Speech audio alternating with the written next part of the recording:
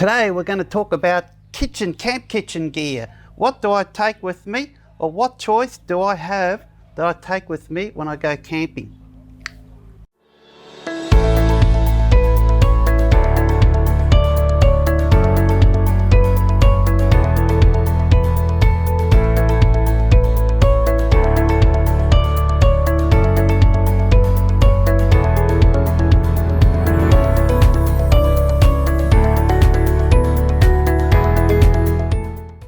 So welcome back, guys. Thanks. Today we're going to do a video on my camp kitchen gear that I use. So you can see I've got some of the gear here. Now what you see here, I don't take everything with me, so I like to have a choice. As you can see, I've got the coffee gear here. There's my drifter coffee kit. I've got the pots and pans and fry pan are all stored inside this bag. I showed you a glimpse of that the other day. I've got the Uni 3 pizza oven. This is a little MSR gas burner, and I've also got a couple of stoves here. Now what this is all sitting on, I'll show you some photos just here. Now I've also got the drifter pull out slide kitchen, which I'm using at the moment. Basically it's a drawer that replaces this drawer here. You can see that, so it's just a replacement drawer. I use one or the other. So it's got a tray to put your utensils and so on, so such as knives, forks, etc. This is the drawer part of this kitchen. So you can see you've got a utensil, okay, and you've got all that space there to store all your kitchenware. So that slides in right along. And it's also got this fold out kitchen bench. My drifter drawers, I'll grab the camera. So as you can see, there's plenty of room for your utensils. Slide that along, and this is generally my kitchen part. I've got these fold up plates that fold flat with the cup on the inside. That green part, that's a cup. That red one, that's me breakfast bowl. As you can see, I've got one of those plastic bucket things that you can wash all your dishes in, and that leaves me all this storage space over here, huge volume of space there. Now I've also got this table, so you can see that table clips in place there, and if you look underneath, it's got legs that fold out, so I can completely remove that table, clip those legs out, which is what I'll be doing this next trip. I'm getting ready to go on a camping trip. Any decent kitchen, you need a freezer and a fridge. I do like a nice latte or cappuccino, espresso, or just an ordinary coffee while I'm traveling on the road.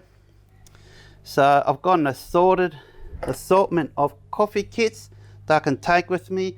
A new one that's just arrived. It's basically an AeroPress, but it's a miniature version of the AeroPress that I've showed you in the past. And that's basically it. Okay, there it is. So you can see how small that is. All right. So if I open that up, inside here, you can store some paper filters in there. That's where you put the filter. So I've got a stainless steel filter that I'm using there at the moment. This can be used as a cup. You've got a little stirrer, and you've got your little coffee cup for measuring the coffee. You can see how compact that is. If you're a hiker, bushwalker, and you want to make a good coffee with you when you're traveling, these are perfect.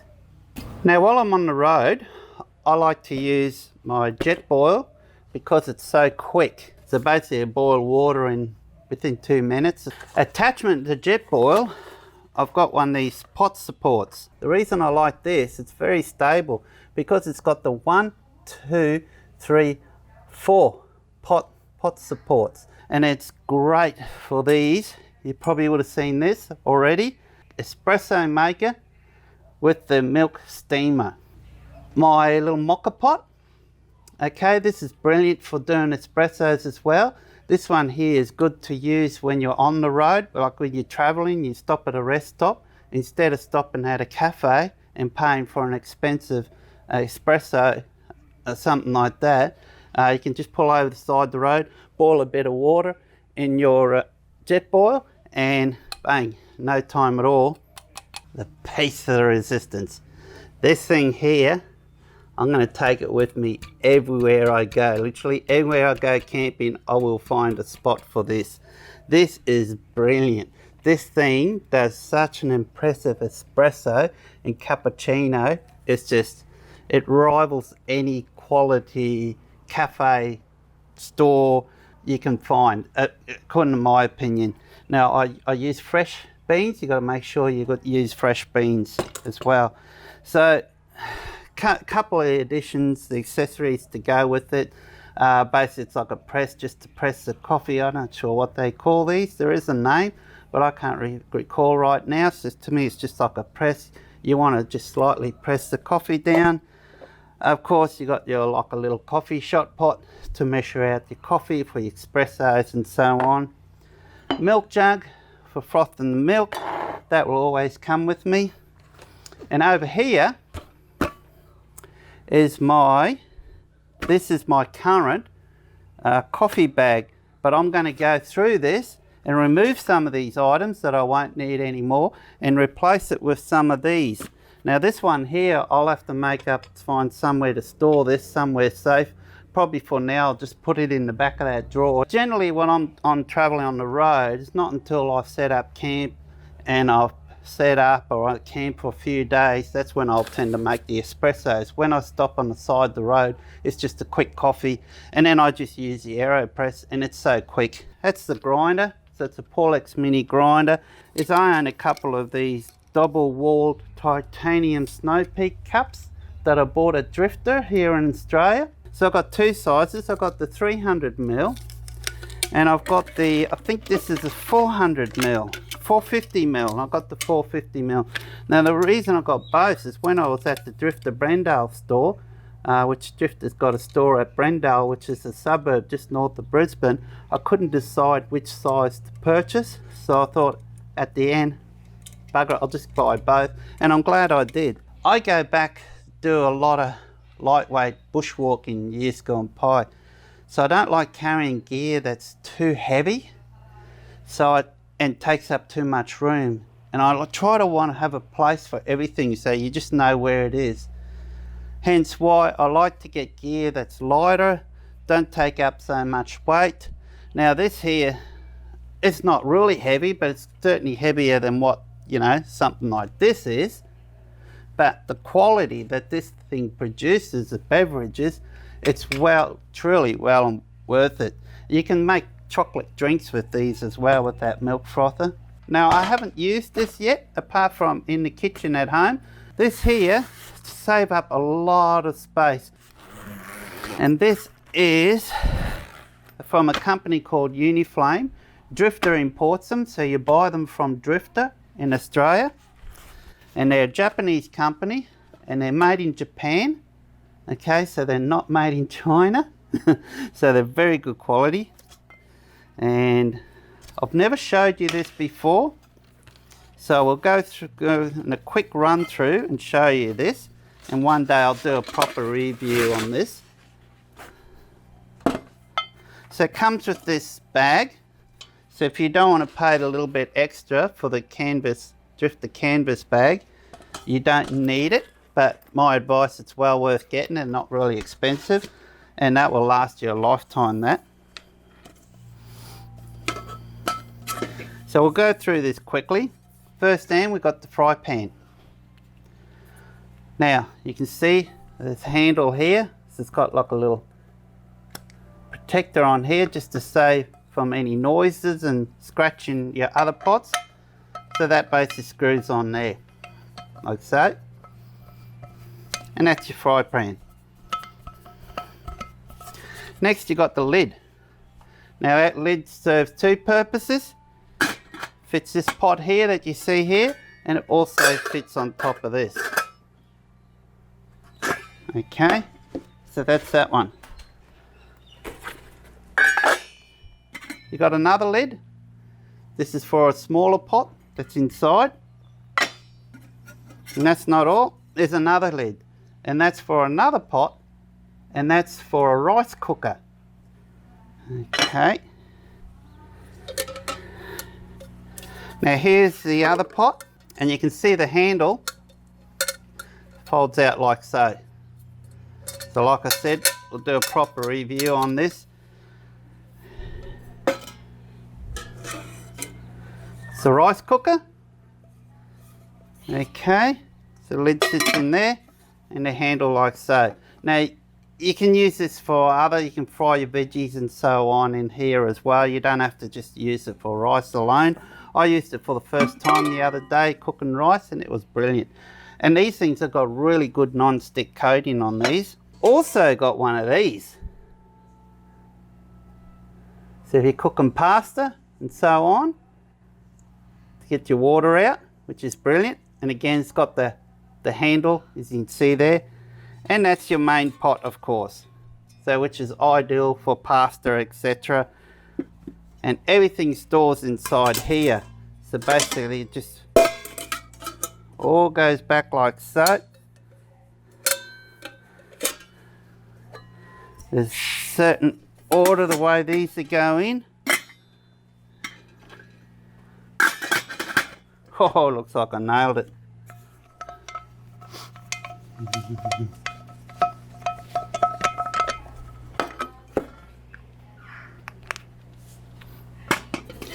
So you can see how quick that is to pack away. And there's a lot of pot. There's a lot you get for that small spacing, which saves weight and importantly saves space. As you're aware, in a four-wheel drive, space is of a premium. So I try not to use gas. Basically I only use these when I'm traveling on the road because of how quick they are. But you've probably seen this one before. I love cooking with metho stoves.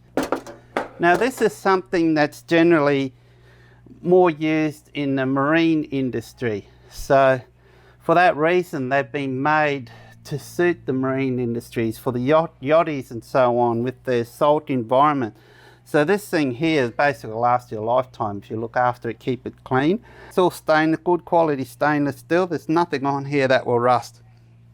Unfortunately you can't buy them anymore. For some reason I've got no idea, but the manufacturers have decided to not make these anymore as of last year.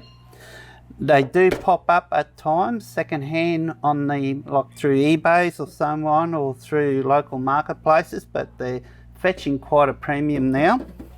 So yeah, but if you can get one of these, they're really, really good. Very efficient. Don't have to carry gas bottles. Canisters inside them can hold up to 1 litre each.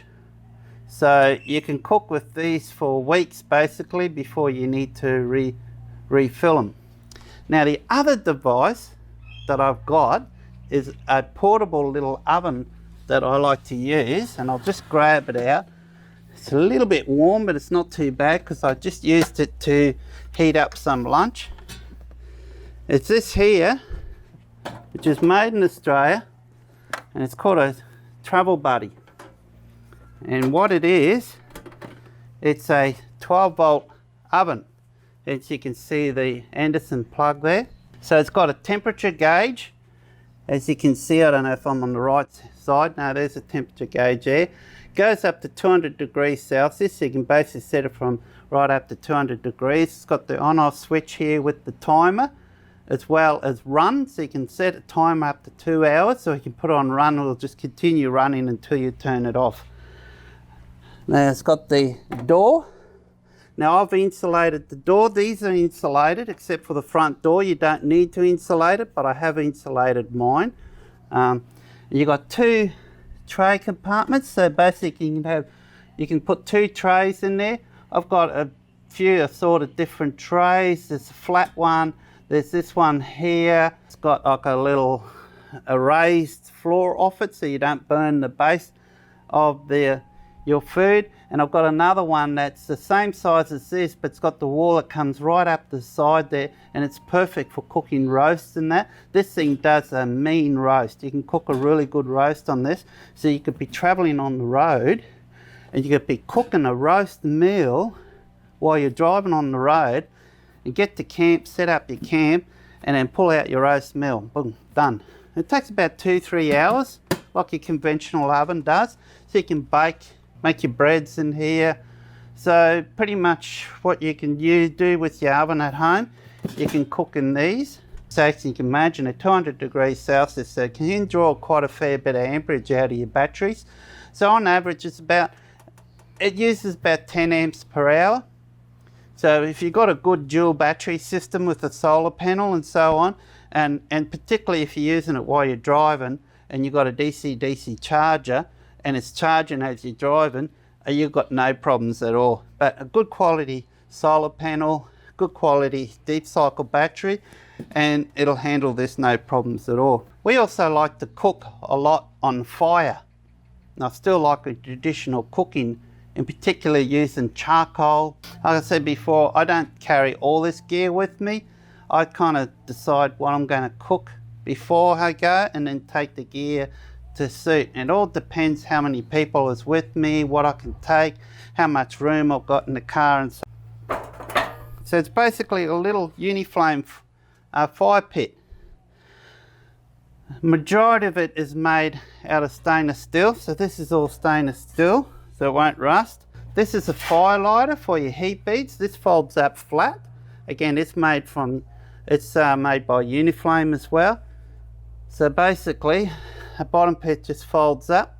This folds flat, and I've all got drifter boot liner bags to store all these in. It all folds up into a bag.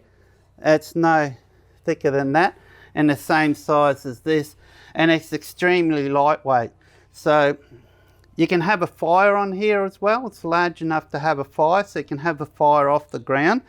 And in a lot of caravan parks, you actually need something like this in Australia, because they don't want you to have a fire on the ground that burns the grass, so they tend to ban that unless they've got their own fireplaces available. The majority of them are quite happy if you use a fire pit that's off the ground, so this will not burn the ground at all. This is a wood-fired pizza oven. This gets up to 500 degrees Celsius plus. Now I'm talking Celsius. Fahrenheit, I don't know what's that, 900 plus or whatever, Fahrenheit. And it gets to that temperature in about 10-15 minutes. This will cook your pizzas in about a minute, minute and a half. Any longer, and it's crucified. It's it's just a bunch of black charcoal. So it works on wood pellets. So you can buy these little hardwood wood pellets that goes in the back here. So it's a little burner in there. So you can see, you fill that up with the wood pellets, you light it, wait 10 minutes, and that there, you've got a roaring flame going on there. So it's got a pizza stone in there, which is about a centimetre and a half. There's a pizza stone in there. So it heats that up, so it cooks it in the base, and you've got a nice rolling flame that goes through the top. And in fact, at night time, I've seen the flame shoot up about a foot above this. So you certainly wouldn't be want to use it under me awning, because that'll just burn a hole through there. If I move this table out in the open, I got no problems to use this on the table, because it doesn't get excessively hot underneath. As I mentioned, these are double layered. They've got a double wall, so they've got insulation in between, so they don't get as hot as what it gets in the inside on the outside. Now you still wouldn't be able to touch it, particularly the chimney, but it won't burn your hand as bad as what you think they will. Make your own pizza, put a few toppings on it, boom, and they're really, really nice. They're really nice. So these pack up into a compact bag as well, which if you have a look at my last video, I'll put a link to at the end, is you'll see there's a bag I'm showing the, how it goes back together and how you pull it apart and fits in the bag. It's pretty lightweight. There's not a lot of weight in this at all. As mentioned before, I don't take everything with me. I take what I think I'm planning to cook, and depending on how much room I've got in the vehicle. So you can see I can actually go really quite lightweight and still be able to cook a decent meal with some of this gear that I've got here. One more item, I almost forgot to mention this, is my spit. Like I said before, I like to cook roasts and so on. So I've also got a camp oven, but everyone knows what a camp oven is. So it's a Uniflame camp oven, and it's made of spun steel. So it just looks like a normal camp oven. I've got it stored away in my spare room at the moment. I forgot to bring that out. But being a camp oven, they all look the same. A camp oven's a camp oven in general, except this one's just made out of spun steel, and it's quite thick. Now these are made in Australia, and they're called an Ausbit. Now, I'm pretty sure they are available worldwide. So basically what it is, it's a little battery operated spit that you can use to cook your roasts on. So again, made of stainless steel, so built to last.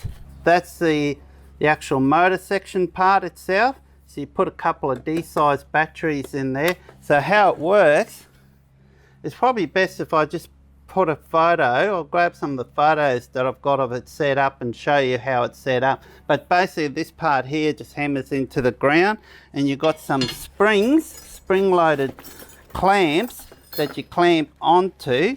You can use to adjust the height. So that just adjusts the height of the spit above your flame. And you got these as well to hold your, so they basically go on the crossbar, and then they go on like so. They'll hold your chicken, your roast, whatever you want to cook. So that's how that works, and I'll show a picture how it's set up, and if I can dig a video showing how it works. But if you go back to some of my videos going back last year, I've done a number of videos showing how this Ausbit works and some of the results that come out of that. Lightweight, and this hardly takes up, you can see how narrow that is, hardly takes up any room in your vehicle. So it's magic, and you can just put this over a fire or bed of coals. I tend to use it over a bed of coals to control the heat a lot better, and works perfect. So I think that's it. I know it's a long video, so thanks for those who's gone right through to the end to watch it. As of next week, I'm going away camping in a remote zone. I'm going to have a couple of people with me, so I'll do a few videos there and post them over the following week or two. Any questions? Put a comment down below, ask away. Anything you want to know more about? Is there anything here you want me to do a review video on? Subscribe to my channel, helps out a lot. The more that subscribe, the more videos that I'll be able to put out. And yeah, enjoy your day. Thanks for watching, especially those that watched right through to the end. Thank you.